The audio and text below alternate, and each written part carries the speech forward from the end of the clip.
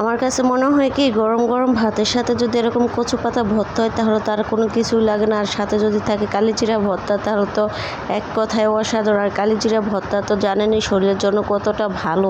সেজন্য আমি মাঝে মাঝে কালিজিরা ভর্তা খাওয়ার চেষ্টা করি। এখন আমার বোনের বাসা আছে, তারপর তারও সেই কথাই বলি যে আমার জন্য মাঝে মাঝে কালিজিরা ভর্তা বানাবে। হ্যালো এভরিওয়ান, কি অবস্থা?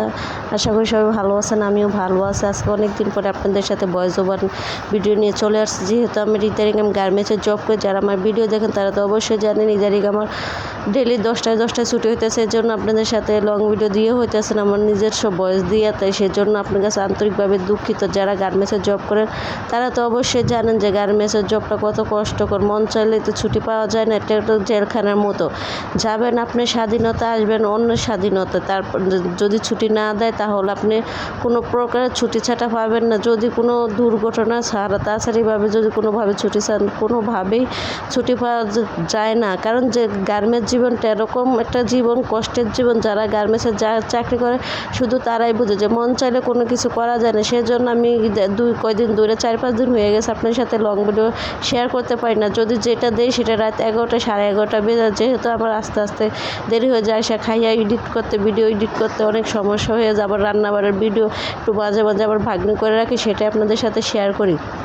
তো অনেক কথাই বলে ফেলালাম। যারা গার্মেন্টসে জব করেন তারা তো অবশ্যই বুঝবেন। আর আমার গলার বয়স শুনেই বুঝতে পারতেছেন আমি কতটা অসুস্থ। ওই ইদারিং এই গরম ঠান্ডাতে আমার গলাটা বসে গেছে, ঠান্ডাতে আমি দম ছাড়তে পারতেছি না। তারপরে এই অবস্থায় ডিউটি করা লাগতেছে। ভাই কামলার যারা মাটি কাটে তারা সাইডে কাম করে দিন কামলা দেয়, তাদেরও বৃষ্টি বাদল হলে রেস্ট আছে। কিন্তু আমাদের গার্মেন্টস জীবনটা এরকম একটা জীবন, কোনো প্রকারের ছুটি ছাটা কোনো কিছু নেই। যত বৃষ্টি ঝড় বাদল আসুক, আপনি অসুখ বিসুখ থাকেন, আপনার অফিসে যেতেই হবে। এই যে দেখেন ইদারিং কী অবস্থা, বাইরে এত বৃষ্টি। কালকে এত বৃষ্টির মধ্যে গিয়েছি, মানে রাস্তার মধ্যে আলু সমান পানি হয়ে থাকে। আমাদের ঢাকা শহরের রাস্তার এই একটা অবস্থা। তারপরেও সব কিছু উপেক্ষা করে গার্মেন্টসে যেতে হয়। যেহেতু না যেলে হাজিরা কেটে যাবে, মাস শেষে স্যালারি কম পাওয়া যায়। সেজন্য পেটের দায়ে সব কিছুই করা লাগে। পেট যার আছে তার কষ্ট আছে, যার পেট নাই। তারপর যারা ব্যবসায়ী মানুষ, যারা ভালো বিজনেস কাজ ইনকাম করে না, যাদের উপরে মাথার উপরে ছায়া আছে, তাদের তো কোনো টেনশন না। যেহেতু আমি একটা ডিভোর্সি মেয়ে, আমার মাথার উপর কোনো ছায়াই নাই। সেজন্য আমার অনেক পরিশ্রম হয়ে যায়, অনেক কষ্ট হয়ে যায়। মন চাইলে কোনো কিছু করতে পারি না। যেহেতু আমার একটা পেট একা কর্ম করা লাগে, যেহেতু আমার কর্ম করে খাওয়া দেওয়ার কোনো লোক নাই, নিজের কর্ম করে নিজেরই খাওয়া লাগে। একটা ডিভোর্সি মেয়ে যে এরকম আমার পরিস্থিতিতে আছে শুধু সে বুঝবে যে একটা ডিভোর্সি মেয়ের জীবনটা কত কষ্টের।